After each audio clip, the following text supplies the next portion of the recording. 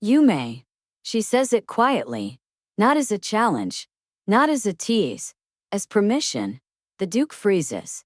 Not because he didn't expect resistance, but because he did not expect consent to sound like that. Calm. Certain. Unhurried. The study is dim, lit only by the low glow of a shaded lamp and the faint spill of moonlight through tall windows. Leather-bound books line the walls. The desk between them is broad and heavy. A piece of furniture built to last longer than feelings, longer than impulse. She stands on the far side of it, hands resting lightly on the polished surface. Watching him. He closes the ledger in front of him slowly. You're sure, he says. It is not a question dressed up as reassurance. It is a check. She does not look away. Yes. Silence settles. He stands. The chair slides back with a quiet scrape that sounds far too loud in the room. He does not rush around the desk. He does not touch her yet. He stops just close enough that she can feel the heat of him. You understand, he says, voice low and steady, that you don't say that unless you intend for me to act. She lifts her chin slightly. I didn't say it to watch you stand still. Something shifts in his expression. Not hunger, not dominance. Respect. He steps forward. Her breath catches, but she does not move. You've been testing me all evening, he says quietly. Yes. And now you've decided to stop. Yes. His hand comes up slowly, deliberately, fingers brushing beneath her chin, not forcing her face up, simply inviting it. She allows it, her pulse loud in her ears. You've never spoken to me like that before, he says. No. And you chose now. Yes. Why? She inhales, steadying herself. Because I didn't want to wonder what would happen if I didn't. That honesty lands heavier than flirtation ever could. His thumb shifts slightly, resting beneath her jaw. Then you don't get to retreat once I move, he says quietly. She meets his gaze. Neither do you. A beat. Then he nods once. That is all the warning she gets. He moves decisively. One moment she is standing across from him, the desk a boundary. The next, his hands are on her. Firm, controlled, unmistakable. Lifting her with ease and settling her onto the edge of the desk. The sound of it echoes softly in the room. Her breath leaves her in a sharp exhale. The desk is cool beneath her palms, solid beneath her hips. He steps in close, positioning himself between her knees without touching her further yet. You could have said stop, he says. I said you may, she replies. That wasn't permission to rush, he says. It wasn't permission to hesitate either. A faint, dangerous smile touches his mouth. Careful, he murmurs. You're very close to directing me. Her fingers curl into the edge of the desk. You asked if I meant it.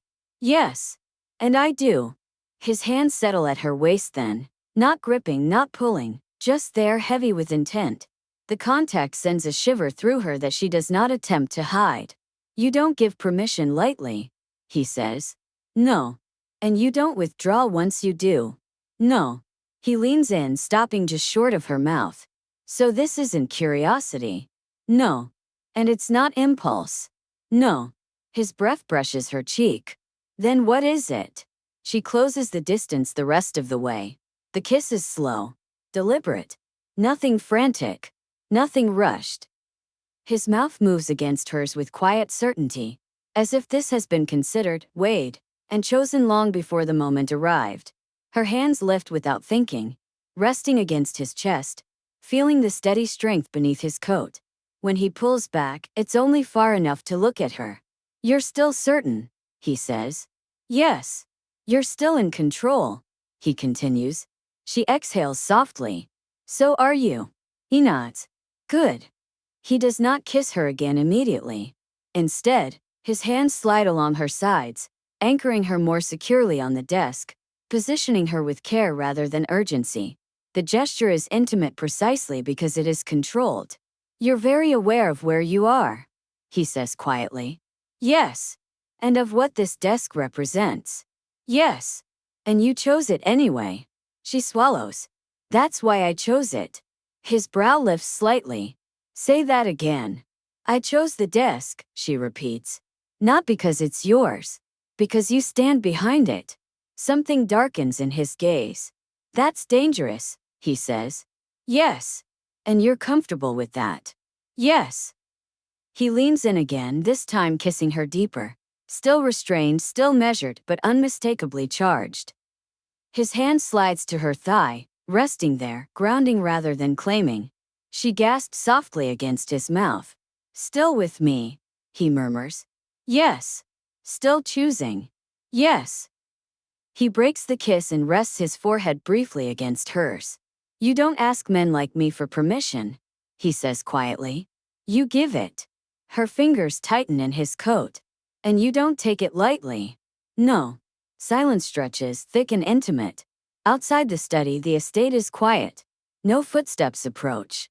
No voices intrude.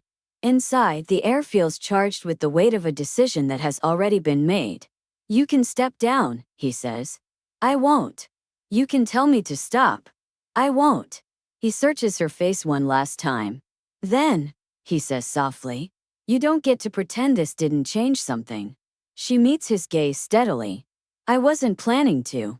His hand slides more firmly at her waist, drawing her closer by inches. Not pressing, not forcing. Just enough that she feels the shift. That's all I needed, he says. She lifts her mouth to his again, this time without hesitation. He responds immediately. The desk creaks softly beneath her as she shifts closer. The sound intimate and unmistakable. His hold tightens just enough to steady her. When they part again, both of them are breathing a little harder now. This won't stay private, he says. No. And it won't stay theoretical. No.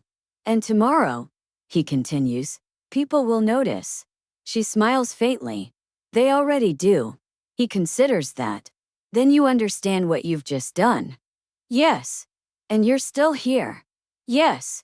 He brushes a strand of hair back from her face with surprising gentleness. Good, he says. She tilts her head, watching him closely. You don't usually wait for permission, she says. No. Why now? Because, he replies, this wasn't about control. And what was it about? He leans in close enough that only she can hear him. Alignment, he says. Her breath stutters. The word settles between them, heavy and exact. He steps back slightly, not withdrawing, just giving her space to decide again. She doesn't take it. She remains on the desk, hands braced, gaze steady. You're not stepping away, he observes. No. Then I won't either, he replies. His hands return to her waist, firmer now, more certain. This, he says quietly, is where things stop being hypothetical. She nods once. Yes. And when he leans in again, closer this time, his hold unmistakably secure. She understands something with sudden clarity. She didn't give permission to be taken. She gave permission to be met. And neither of them intends to pretend otherwise. The room feels different once the decision has been made. Not louder. Not darker. Quieter, like something has finally settled into place. She remains on the desk, palms braced against the polished wood. Her breathing steady but unmistakably changed. The Duke stands between her knees, close enough now that there is no mistaking the intimacy of the position. Yet he does not rush to close every inch of space. He never does anything without intention. You're still choosing, he says quietly. Yes. And you're not waiting for me to lead. No. That earns her another of those looks. Measured intent, unmistakably approving. Then don't shift, he says. I want to see where you decide to go. The words send a subtle thrill through her. Not because of the authority in them, but because of the restraint. He is not directing her body. He is giving it room. She straightens slightly on the desk, the movement small but deliberate. The fabric of her gown shifts against the edge, the sound soft but noticeable in the silence. His gaze follows the motion. You're very aware of yourself, he says. Yes. And you're doing this on purpose. Yes. His hands tighten at her waist. Not abruptly, not roughly, just enough to acknowledge the shift, to ground her again. Good, he murmurs. She lifts one hand from the desk and rests it against his shoulder, feeling the strength beneath the coat. The contact is slow, exploratory, unmistakably intentional. This isn't how things usually begin, she says softly. No, he agrees. It's how they begin when neither person intends to retreat later. She studies his face. You don't make room for regret. I make room for responsibility, he replies. That lands with weight. She slides her hand up to his collar, fingers brushing the edge of his cravat. She does not loosen it yet. She simply rests there, feeling the warmth at his throat. You could stop me, she says. Yes. But you won't. No. Why? Because you're not asking for permission, he replies. You're asking for presence. Her breath catches. She leans forward then, closing the space the rest of the way. This kiss is different from the first, deeper, more assured, shaped by the knowledge that neither of them is testing boundaries anymore.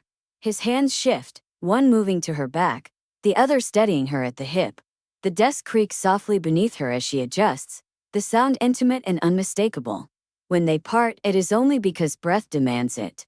You don't hesitate, she murmurs. I do, he says. I just do it internally. She smiles faintly. That explains a great deal. He returns the smile, brief, restrained, and then his expression sobers again. This won't remain contained in this room, he says. No. And you don't expect it to. No. You're aware of the implications. Yes. And you're still here. Yes. He nods once as if ticking off a final measure. Then I won't pretend this is temporary, he says. Her chest tightens at the certainty in his voice. You don't speak lightly, she says. No. And you don't make space for things you don't intend to stand beside. No. She draws a steady breath. Then neither do I. That seems to be the last confirmation he needs. He shifts closer, his hold firm now, unmistakable. The warmth of him undeniable. He does not rush her off the desk. He does not cage her in. He simply stands there with her, close enough that the decision itself feels physical. The moment stretches, quiet, charged, irrevocable. Outside the study, the estate remains still. No interruption comes. No voices intrude. Eventually, he steps back slightly. The movement is deliberate. Not withdrawal. An invitation. You can stay there, he says. Or you can come down. She studies him for a moment, then slides off the desk with care, her feet settling on the floor between his. Now they are standing eye to eye. Balanced. This feels different, she says. Yes. Less like crossing a line. And more like standing on one, he agrees. She rests her hands lightly against his chest again, grounding herself. I don't want this to become something whispered about and then forgotten, she says. It won't, he replies immediately. And I don't want to be hidden. You won't be. She looks up at him. Even if that complicates things. It will, he says calmly. And I'll manage it. That promise is not romantic. It is more powerful than that. She exhales slowly. You're very certain. No, he says. I'm very committed. The difference matters.